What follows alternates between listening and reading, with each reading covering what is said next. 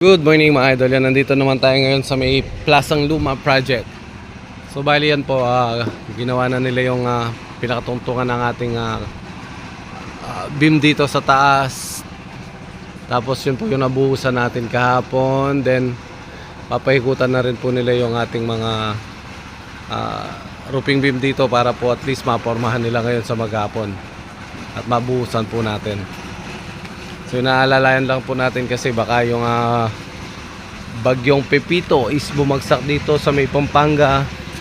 Kailangan po na nakabuhos na yung ating mga roofing beam para at least po may protection na tayo dito sa ating wall.